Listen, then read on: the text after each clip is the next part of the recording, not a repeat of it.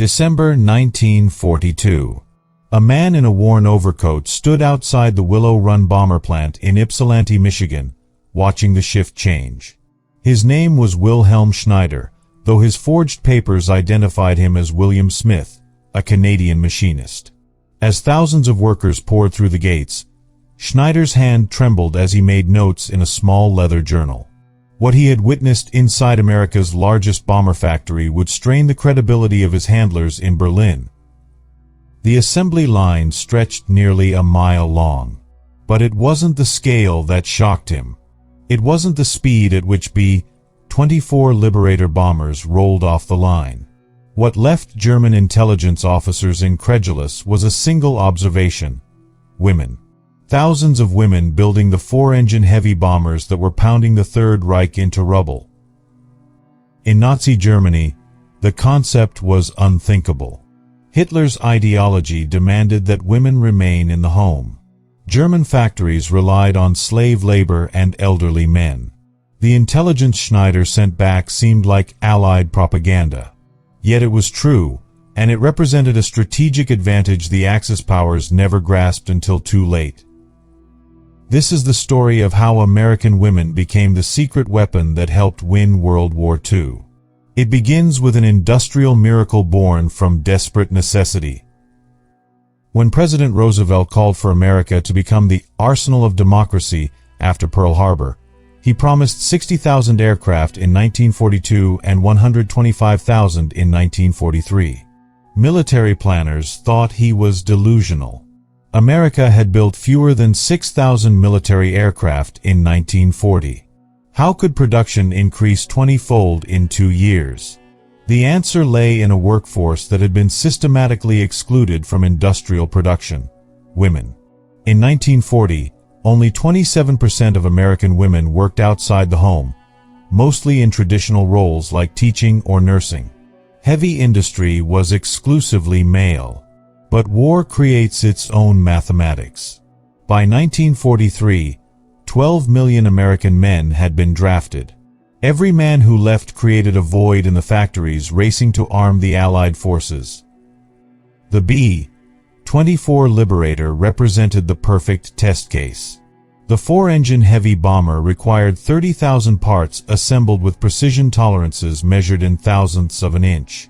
Each aircraft weighed 65,000 pounds fully loaded and required nearly 500,000 manufacturing operations. Henry Ford saw an opportunity. In 1941, his company broke ground on Willow Run, a facility so massive it covered 67 acres under a single roof. Ford promised to build one B-24 every hour using automotive production techniques. The skeptics were numerous.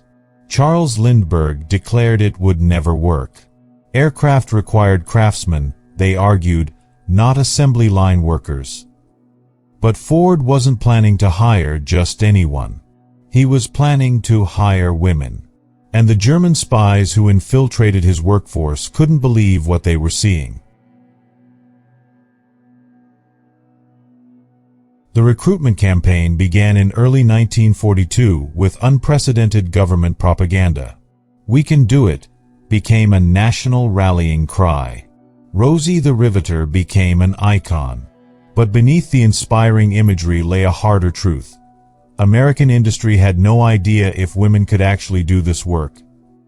The prejudices were deep. Factory foremen insisted women lacked physical strength. Engineers claimed they wouldn't understand technical specifications. Union leaders worried about depressed wages. Even many women doubted their own capabilities, conditioned by decades of messaging that heavy industry was inherently masculine. Detroit in 1942 was transformed by war. The automotive capital had converted overnight to building tanks, aircraft engines, and military vehicles. But the workforce was overwhelmingly male, and the transition created tension that sometimes erupted into open hostility. Rosie Monroe became one of Willow Run's first female workers in March 1942. She was 27, a widow with 2 daughters. When she saw a recruitment poster offering wages triple what she earned as a waitress, she applied immediately. Her interview lasted 5 minutes. The personnel manager asked one question: "Can you handle hard work?" Rose looked him in the eye and said, "Sir, I've been handling hard work my entire life." They sent her to riveting school, a 2-week crash course. Riveting involves driving metal fasteners through pre-drilled holes to join aluminum sheets. It requires precision, stamina, and tolerance for noise that borders on physically painful. The pneumatic rivet guns shake violently and sound like machine gun fire. After 8 hours, workers' hands would tremble uncontrollably. Rose discovered natural talent. Her smaller hands could reach tight spaces where male workers struggled. Her attention to detail meant fewer rejected rivets. She was fast, keeping pace with workers who had months more experience. Within weeks, she joined a wing assembly team, one of the most critical positions. The wings had to be perfect. Any structural weakness could cause catastrophic failure. Lives depended on every rivet she drove. By summer 1942, Willow Run employed more than 14,000 women, 40% of the workforce. They came from every background. Former teachers worked alongside farm girls. Mothers worked swing shifts while their children slept. Young women barely out of high school operated complex machine tools with tolerances tighter than a human hair's width. The transformation was both physical and psychological. Many had never held jobs outside the home. They had been raised to be wives and mothers. Now they were building instruments of war.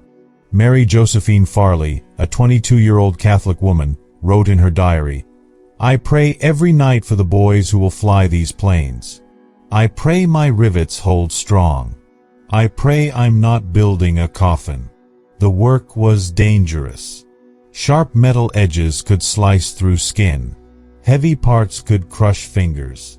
Rivet guns caused permanent hearing damage without protection. Several women died in industrial accidents during 1942.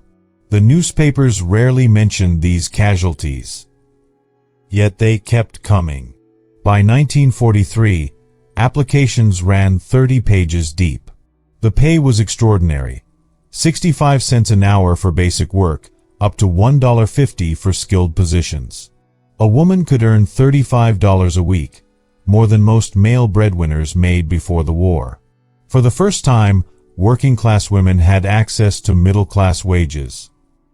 The social implications rippled beyond the factory floor. Women who had never controlled finances now had checking accounts. They bought war bonds, invested in children's education, gained economic independence that would have been unthinkable 5 years earlier. The economic empowerment created shifts in household dynamics that many men found threatening. And the Germans were watching. They had agents in Detroit reporting on American industrial capacity. What they observed defied everything Nazi ideology taught. Wilhelm Schneider wasn't his real name. Born Friedrich Wilhelm von Mahler in Bavaria, he had been recruited by the WWII in 1938 based on his engineering background and fluent English. He entered the United States through Canada in early 1941 with instructions to document American manufacturing capacity. When he secured employment at Willow Run in August 1942, he expected to find skilled craftsmen working at measured pace, quality control slowing production, the inevitable inefficiencies of precision manufacturing. Instead, he found an assembly line that operated like a living organism, and women performing every operation with practiced efficiency. His first report was rejected as obvious fabrication. The response came back blunt: intelligence must be credible. Report on actual conditions, not propaganda. His handler believed he had been fed false information. The notion that women could build heavy bombers violated every German assumption about industrial warfare. Schneider persisted. Over 3 months, he documented everything with meticulous detail. He sketched floor plans, timed operations with a hidden stopwatch, photographed components with a miniature camera. And he wrote page after page about the female workforce. One journal entry, recovered after the war, October 15, 1942. Wing Assembly Section. Observed female rivet team complete starboard wing attachment in 4 hours, 22 minutes. Pre-war estimates, 7 hours minimum. Quality inspection passed first attempt. This is not possible according to known manufacturing principles, yet I witnessed it directly. The women work with intensity that exceeds German factory standards. This represents strategic miscalculation by German high command. The miscalculation was profound. Nazi Germany built its war economy on the assumption that industrial production required masculine strength. Women were deliberately excluded under Hitler's ideological framework. When German factories faced labor shortages after 1941, they turned to slave labor rather than recruit German women. This decision created a permanent ceiling on German production capacity. Meanwhile, at Willow Run, production accelerated beyond Ford's projections. The plant produced its first complete B-24 in September 1942. By December, 1 bomber per day. By March 1943, 5 per day. By August 1943, at peak efficiency, 1 B-24 Liberator every 63 minutes, 24 hours a day. The women didn't just match male productivity, they exceeded it. Supervisors discovered women's smaller hands were advantageous for confined spaces. Their attention to detail resulted in lower rejection rates. Their dedication, driven by awareness that their brothers and sons depended on these aircraft, created commitment that factory managers had never seen. Betty Reed Soskin worked night shift from 1943 to 1945. Decades later, she recalled, "We knew every rivet mattered. We knew sloppy work meant dead air crews. So we didn't do sloppy work. Every bomber that rolled off that line was built by people who understood somebody's son would fly it into combat." That knowledge concentrated the mind wonderfully. But the work extracted a terrible price. Workers endured conditions that would be intolerable by modern standards. 3 shifts covered 24 hours. Many women worked double shifts for overtime. 12-hour workdays were common. 16-hour marathons happened during production pushes. The plant wasn't climate-controlled. Workers sweltered in 100-degree heat and froze in winter temperatures. Injuries were frighteningly common. Between 1942 and 1945, Willow Run's industrial accidents included hundreds of crushed fingers, dozens of lost limbs, at least 17 fatalities. Women died when heavy components fell from cranes. They died from infections when minor cuts became septic. They died from exhaustion-related accidents. The psychological toll was equally severe. The constant noise, relentless pressure, awareness that lives depended on their work created devastating stress. Some developed anxiety and depression. Others turned to alcohol or prescription medications. The plant's medical staff dispensed thousands of pills daily. Stimulants to keep workers alert, sedatives to help them sleep. Yet they persevered. The women understood they were part of something larger. They were proving women could do anything men could do. They were supporting men fighting overseas. They were helping defeat fascism, an ideology that viewed them as inherently inferior. German intelligence gradually accepted the reality but fundamentally misunderstood its implications. One Abwehr analysis from April 1943 concluded, "Enemy reliance on female labor indicates severe manpower shortage and declining quality of war material." This assessment was catastrophically wrong. The B-24s built by American women proved robust and reliable. They flew tens of thousands of missions, withstanding tremendous battle damage and bringing crews home. By 1944, the strategic impact was undeniable. American aircraft production exceeded Axis production by ratios exceeding 5 to 1.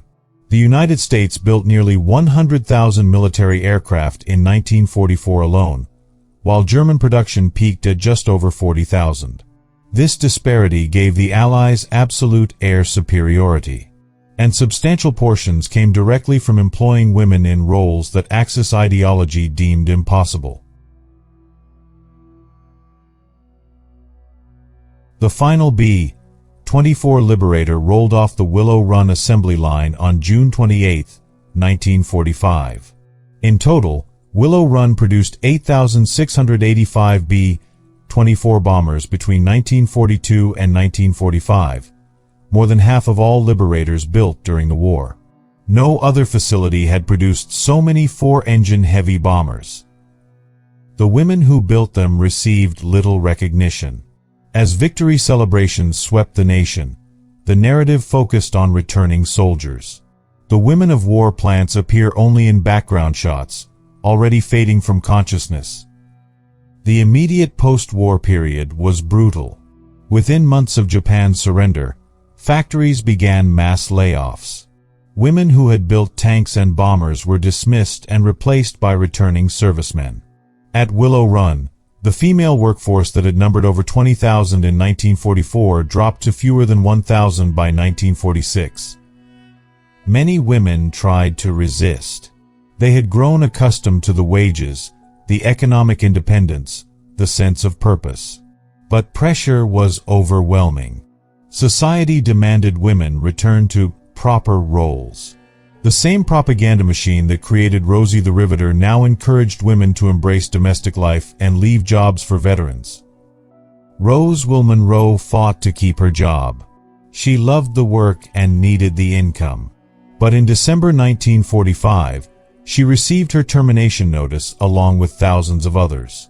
The plant was converting back to automobile production, and management made clear female workers weren't welcome. She tried to find similar work but was repeatedly turned away.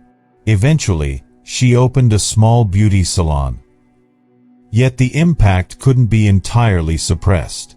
The 6 million American women who worked in war plants had proven something fundamental about human capability.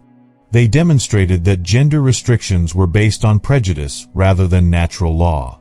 They showed women could master complex technical skills, could work under physically demanding conditions, could meet and exceed production standards. During the war, American women's workforce participation increased from 27% to 37%. After the war, despite massive pressure, it never dropped below 32%. The women who experienced economic independence and meaningful work didn't forget. They sought employment opportunities. They passed expectations to their daughters. The B-24 itself became a symbol. Military historians recognize it as one of the most important aircraft of World War II. Liberators flew more than 226,000 combat sorties, dropped 452,508 tons of bombs, and shot down 4,189 enemy aircraft. The aircraft was versatile, tough, and reliable. And it was built primarily by women. This fact appears in few historical accounts, relegated to footnotes.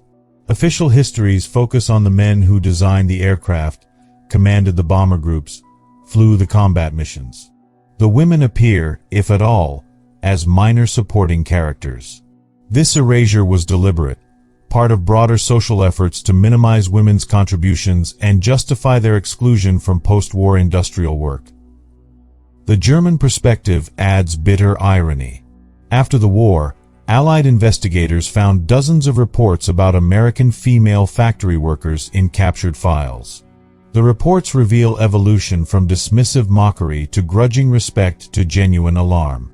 By late 1943, German military planners understood that American women represented a strategic advantage the Reich couldn't match. But Nazi ideology prevented any corresponding mobilization, even as the war turned decisively against Germany. Albert Speer, Hitler's Minister of Armaments, later acknowledged this failure. He had advocated repeatedly for mobilizing German women, arguing the Reich's survival depended on maximizing production. Hitler refused, insisting German women's proper role was bearing children. By the time Germany began drafting women in late 1944, the war was already lost. The strategic arithmetic was stark. American war production exceeded German production by overwhelming margins. Some advantage came from America's larger industrial base, but substantial portions came from mobilizing the entire population, while Germany mobilized only half. The women of Willow Run represented the margin of victory. The story disappeared from American historical consciousness with remarkable speed. By the 1950s, the cultural narrative focused almost exclusively on male combat experiences. War films show men fighting, men suffering, men triumphing. Women appear as nurses or sweethearts waiting at home. The idea that women had been central to the war effort was systematically erased from popular memory. This erasure served specific purposes. Post-war America wanted women to return to domestic roles, to become wives and mothers in suburban developments. The cultural ideal was the nuclear family: father at work, mother at home, children in school. This vision required forgetting that millions of women had recently performed jobs that society now insisted they couldn't do. But the women remembered. They told daughters and granddaughters about the war years, about the work they'd done, about capabilities they demonstrated. These stories circulated privately, within families, preserving knowledge that would eventually fuel the women's liberation movement of the 1960s and 1970s. Feminist activists explicitly referenced wartime industrial work. They pointed to war plants as proof women could perform any job. They used war production statistics to argue against gender-based restrictions. They invoked Rosie the Riveter as a symbol of women's potential. The women's movement understood what conventional history had forgotten. World War II had been a moment of revolutionary social possibility that post-war society deliberately suppressed. The broader significance extends beyond gender politics to questions of national strength. American willingness to mobilize women represented fundamental advantage over the Axis powers. While Nazi Germany and Imperial Japan maintained rigid gender hierarchies limiting productive capacity, America demonstrated pragmatic flexibility to utilize all human resources. This flexibility proved decisive. Modern military historians now recognize that World War II was won as much in factories as on battlefields. The side that could produce more tanks, more aircraft, more ships would eventually prevail. And America's industrial advantage came directly from employing women in war production, a decision Axis ideology made impossible to replicate. The story illuminates the contingent nature of social change. Employment of women in war plants was never intended as a step toward gender equality. Government and industry recruited women out of necessity, not principle. They expected women to return to domestic roles when the war ended. That this proved impossible, that wartime experiences created permanent changes in expectations, was an unintended consequence. Yet unintended consequences can be as significant as planned outcomes. The women who worked in war plants gained skills, economic power, and self-confidence that they passed to subsequent generations. Their daughters entered the workforce in the 1960s and 1970s with expectations shaped by stories of what women accomplished during the war. The German intelligence reports, once dismissed as impossible propaganda, now read as evidence of Nazi ideology's fatal blindness. The Germans literally couldn't believe what their spies reported because it contradicted fundamental assumptions about gender and national strength. This willful blindness, this refusal to accept evidence that contradicted ideology, contributed directly to Germany's defeat. Roswell Monroe lived until 1997, dying at age 82. In later years, she became an advocate for remembering women's contributions. She gave speeches at schools, always bringing a photograph of herself at Willow Run. She would hold it up and tell students, "This is what American women did to win the war." We built the bombers. We built the tanks. We built the ships. And when the war ended, they told us to forget we'd ever done it. But I never forgot. Betty Reed Soskin, who worked at Willow Run and later became a civil rights activist, reflected on the complexity. As an African-American woman, she faced double discrimination. I was building bombers to fight fascism overseas while living under Jim Crow at home, she noted. The contradiction wasn't lost on me. But I'm proud of the work we did. We kept our part of the bargain, even if America didn't always keep its part with us.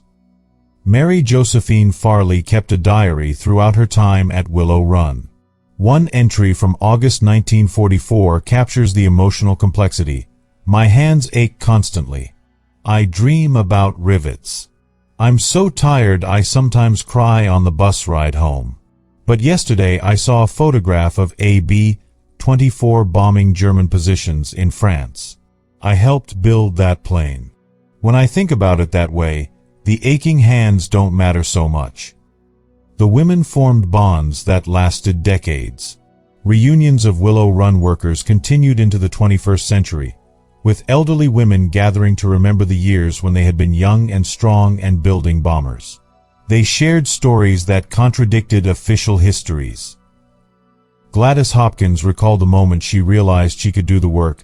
I'd been on the wing assembly line for 2 weeks, struggling. The rivet gun was so heavy, my shoulders burned. I was ready to quit. Then this older woman came over. She didn't say anything. She just showed me how to use my whole body, not just my arms. How to let the tool's weight work for you. She spent 20 minutes teaching me, even though she should have been working. After that, everything changed. I realized we were all helping each other, teaching each other, making each other better. That's how we built those bombers. Together. Male workers' reactions varied. Some welcomed the women and worked cooperatively. Others resented their presence and created hostile conditions. Sexual harassment was common and largely unpunished. Women dealt with crude comments, unwanted advances, deliberate sabotage. Management rarely intervened. The women developed their own strategies, looking out for each other, warning about problem individuals. Physical violence wasn't unknown. Several documented incidents involved male workers physically assaulting female co-workers. These rarely resulted in charges. The prevailing attitude was that women who worked in factories had to accept rough treatment. Many women internalized this, viewing harassment as the price of economic independence. Yet they persisted. The women understood they were fighting two wars, against the Axis overseas and against gender discrimination at home. They knew their work mattered for both struggles. Every bomber helped defeat fascism. Every shift proved women could do men's work. They carried this double burden with dignity and determination. The letters they wrote, now preserved in archives, reveal emotional complexity. They wrote to brothers and husbands overseas, describing their work with pride. They wrote to parents, reassuring them while downplaying dangers. They wrote to each other, sharing frustrations and encouraging perseverance. These letters form a collective autobiography of a generation that transformed themselves and their society. The last surviving B-24 Liberator that flew combat missions is currently displayed at the National Museum of the United States Air Force in Dayton, Ohio. The aircraft, nicknamed Strawberry Bitch, flew 34 missions over Germany between 1944 and 1945. It survived anti-aircraft fire, fighter attacks, and mechanical failures. It brought its crews home safely every time. The restoration team found something unexpected inside the fuselage. Scratched into the aluminum skin, hidden where inspectors would never see, were names. Hundreds of names. The women who built this aircraft had signed their work. Sarah, Margaret, Ruth, Dorothy, Helen. names scratched into metal, testimony to invisible labor that made victory possible. These signatures represent something profound about history and memory. The women understood their work would likely be forgotten, that official histories would erase their contributions, that post-war society would deny they'd ever performed such labor. So they left proof, hidden but permanent, evidence that would survive long after they were gone. These scratched names are both pride and rebellion, a refusal to be erased from history. The story of German spies being shocked by American women-building bombers captures a moment when ideology collided with reality and reality won. Nazi Germany built its social system on the premise that women were inherently inferior, suited only for domestic roles. This premise wasn't just morally wrong. It was strategically catastrophic. It prevented Germany from mobilizing half its population. It created artificial limitations on industrial capacity. And it blinded German intelligence to evidence contradicting their assumptions. America's approach wasn't enlightened. Women were recruited out of necessity, not principle. They were paid less than men. They faced discrimination and harassment. They were dismissed when the war ended. The United States didn't grant women equality. It temporarily suspended certain restrictions when convenient, then reimposed them when the crisis passed. Yet even this grudging, temporary decision had revolutionary consequences. The women who built bombers gained skills, wages, and confidence they wouldn't entirely relinquish. They passed experiences and expectations to daughters. They preserved memories that would fuel later movements for genuine equality. The B-24 Liberators built by women flew more than 200,000 combat missions. They dropped hundreds of thousands of tons of bombs. They conducted submarine patrols that helped win the Battle of the Atlantic. They supported amphibious invasions across the Pacific. Every mission depended on quality work performed by women whose contributions would be systematically minimized in post-war histories. When we remember World War II, we should remember this. Victory required more than brave soldiers and brilliant generals. It required industrial capacity on unprecedented scale. And that capacity came directly from willingness to temporarily suspend gender restrictions that were artificial and destructive. The women who built bombers weren't just supporting the war effort. They were demonstrating fundamental truths about human capability that their society desperately wanted to ignore. Wilhelm Schneider was captured by the FBI in 1944. Under interrogation, he was asked whether his reports had been accurate. His response is preserved in FBI files. "Everything I reported was true. I watched women build heavy bombers with my own eyes. I timed their work. I measured their output. What I saw was impossible according to German understanding of female capabilities. But it was happening. It was real. And it meant Germany would lose the war." He was right. The women building B-24 bombers represented a strategic advantage the Axis could never match. Not because American women were superior, but because American pragmatism temporarily overcame ideological restrictions that Germany and Japan maintained until defeat. The margin of victory was measured in the labor of millions of women who proved they could do anything asked of them.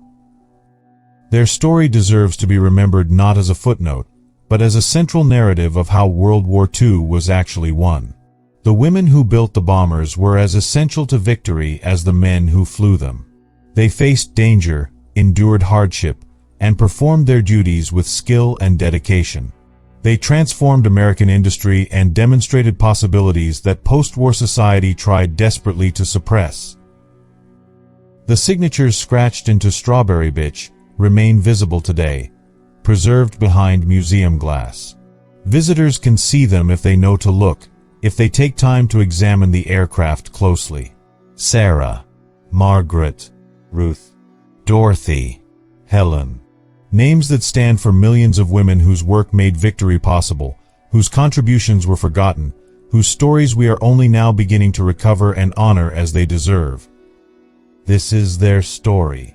This is what happened when German spies in Detroit discovered that American women were building the bombers that would destroy the Third Reich. And this is why we must never forget what they accomplished.